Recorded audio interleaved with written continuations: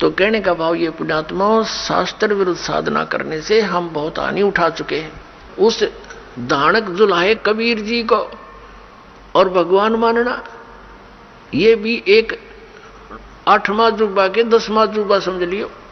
लेकिन वो भगवान है ही, हमारे ना मानने से उनकी वो प्रभुता समाप्त नहीं हो सकती, क्योंकि हम नहीं पहचान पा रहे लाल है, ये हमें विश्वास नहीं हो पा रहा। तो ये हमारी बाल बुद्धि का ही परिणाम है। लाल तो इतनी ही कीमत रखता है, वो लाल है, वो पूर्ण परमात्मा है, और वहां लीला करने के लिए सह शरीर आए थे, सह शरीर चले गए थे, और पूरा ज्ञान उन्होंने हमें बताया आकर के, जो दास आपको बता रहा। तो प्रसंग चल रहा है, हम उसी पर आते हैं। तो इसी प्रकार जब आप जी दीक्षा ले लेते हो, उसके बाद फिर दास जो वचन बोलता है और आपके मन में अविश्वास उत्पन्न होता है, तो आप कमजोरी में आ चुके हो।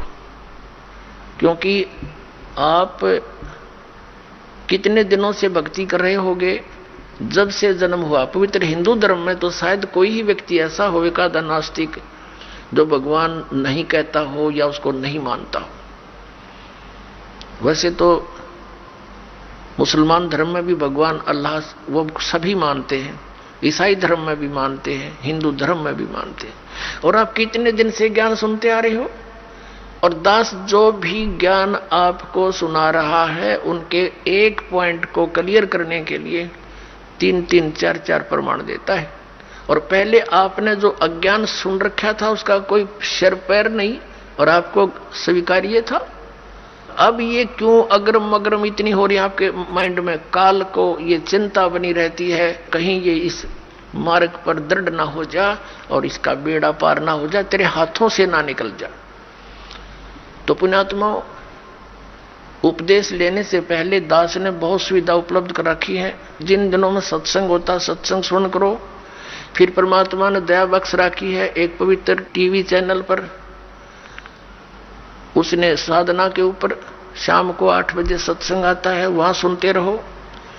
कहने का भाव ये है कि आप जी पहले कति कंसेप्ट क्लियर करो, जब आओ यहां पर और नाम लेकर फिर जो सही दृढ़ होकर आते हैं उनको कुछ चंद ही दिनों में परमात्मा के वो चमत्कार शुरू हो जाएंगे। क्योंकि कनेक्शन ले लिया बिजली का, कनेक्शन लेते ही आपके पंखे चलेंगे, सब कुछ ठीक चलेगा। यदि कनेक्शन लूज हो गया, ना पंखा चलेगा ना कोई और सुविधा उस पावर से होगी। जो पावर सत्र का काम है तो पावर से ही होगा। तो इस प्रकार आपका अगर कनेक्शन लूज रह गया, यानी आपका नाम खंडित हो गया, तो मालिक की पावर आपके घर पर या आपकी बॉडी में काम नहीं करेगी।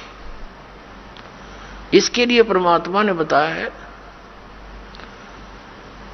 कि अनंत कोट बाजी जहां अमन रचे सकल ब्रह्मांड ही, कहे कबीर मैं क्या करूं ये काल करे जीव खंड।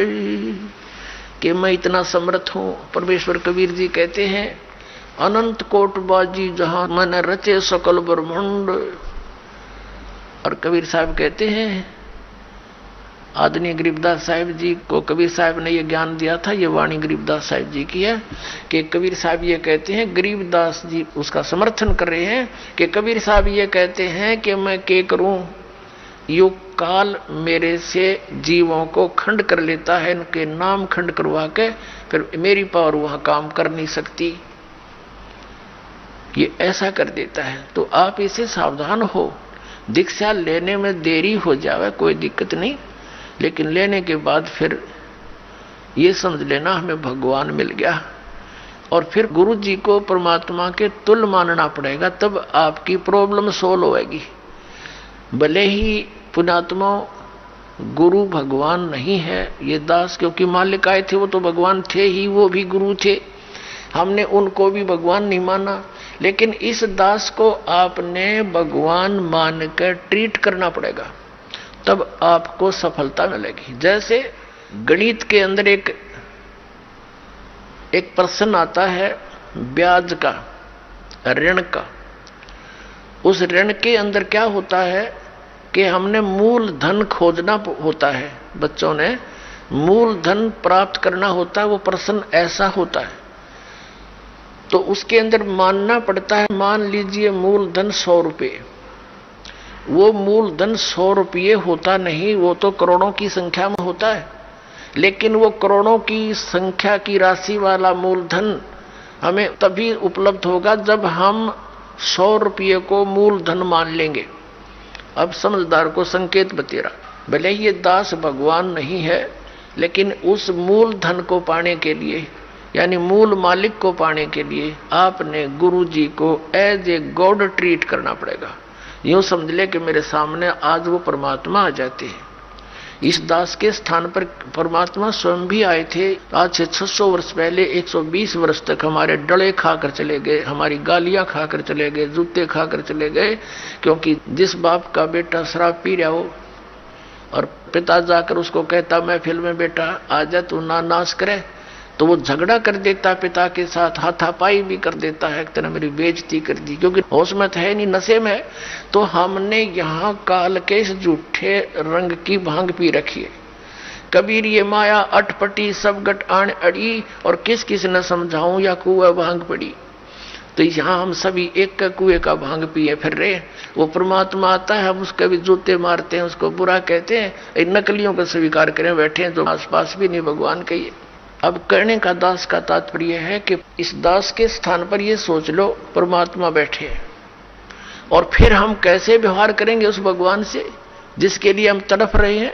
ऋषियों ने शरीर गाल दिए भगवान पाने के लिए, यदि वो मिल जाए तो हम उसका कैसे व्यवहार करेंगे। तो ये आपने रिहर्सल करनी पड़ेगी। इस दास को डला समझ लो, एक पत्थर समझ लो बोलता हुआ, लेकिन यहां नो सोच लो हम भगवान से मिलने जा रहे हैं। तो जैसा व्यवहार आप यहां करोगे ऐसा ही स्वप्न में आपका बनेगा। मृत्यु के बाद आपको ऐसा होगा जैसे स्वप्न, और वहां भगवान दास के रूप में पहले आपकी परीक्षा लेगा, बाद में ऊपर सिलेक्ट करेगा, ले जाएगा सतलोक। तो वहां जैसी भावना, जैसा अच्छा या बुरे विचार आपके इस दास के प्रति होंगे, आपके मस्तिष्क पर लिखे आएंगे वहां पर, क्योंकि वहां कोई रोड ना चल रहा है, या तो हम 100 बात छुपा ले, आपके मस्तिष्क पर लिखे आएंगे। रिजेक्टेड और सिलेक्टेड कहने की जरूरत को नहीं, बस वहां तो न्यू करना भगवान ने, फिर रह जाओगे वहीं से। फिर ठीक है, आपने जो भक्ति की है, पहले तो यदि गुरु जी के प्रति आपकी आस्था एज ए गॉड नहीं है तो भक्ति आपकी बनाए को नहीं, भक्ति चलेगी ही नहीं। आप सब साधना करते भी दिखोगे, फिर नो कि हमें कोई लाभ नहीं हो रहा, तो आपके अंदर भक्ति अंकुर वो फूटा ही नहीं। तो पुण्यात्माओं, कहने का भाव यह है कि जैसे आपको दास बताना चाहता है कि उपदेश लेने के बाद फिर आपने इस दास को परमात्मा के तुल्य समझना पड़ेगा। ये दास परमात्मा नहीं है, ये तो उसका कुत्ता है, आपको जगाने के लिए भेज रखा है। आप धनी हो भक्ति के, आप सोए पड़े हो, आपका जीवन नष्ट हो रहा है, चोरी हो रही है, धन लुट रहा है आपके श्वास रूपी पूंजी का, ये दास जगा रहा है डंडोरा पीट पीट के, आवाज लगा लगा कर। लेकिन आपके लिए परमात्मा का विधान है, गुरु गोविंद कर जानियो और रहियो शब्द समाए, मिले तो दंडवत बंदगी नहीं पल पल ध्यान लगावे, कि गुरु को भगवान मानकर चलना, और रहियो शब्द समाए। शब्द समाए रखना मतलब जो उसने मंत्र दिया है वो सत मंत्र, सतनाम, यानी सत भक्ति, उसमें लीन रहना, गुरु जी को भगवान मानना, और जो उपदेश मंत्र दिया है उसमें समाये रहना, उसकी भक्ति पर ज्यादा ध्यान रखना। और जब भी मिले तो दंडवत बंदगी, जहां मिले वहां दंडवत प्रणाम करना, और नहीं मिल पाते हो जैसे घर पे तो पल पल ध्यान लगावे। यानी परमात्मा के गुणों को अपने गुरु जी के ऊपर लक्षित करे, और फिर आपका भाव बनेगा, एक प्यार जागेगा इस दास के प्रति जैसा इस काल के प्रति जाग्या था, और वो ही कसक आपकी इस दास के प्रति होगी, तभी हम वहां चलेंगे। जिस कसक के साथ हम वहां डटे नहीं डटे, तो ऐसा ही भाव। अब हम कैसे भावित होते हैं, जैसे एक हीरो या हीरोइन नकली बात बना के एक तो उसने पढ़ा हुआ है, फिर वो बोल रहा है, उसके एक दो डायलॉग पर हम आसक्त हो जाते हैं। वो हो बड़ा क्या बात कही, बड़ा सुंदर बोला, और यहाँ दास ने ऐसा पिटारा खोल दिया इन बोलों का, वचनों का। तो इस आधार से भी आपने प्रभावित होना चाहिए। जब आपकी आत्मा निर्मल हो जाएगी, कमाल कर दिया गुरु जी ने, तो ऐसे निर्णय करके ज्ञान दे दिया। तो हमने ऐसे प्रभावित होना है और आसक्त होना है उस परम पिता पर, इस दास के माध्यम से। ये रिहर्सल आपकी फिर ऊपर जाके काम आवेगी, जो आप यहां करोगे।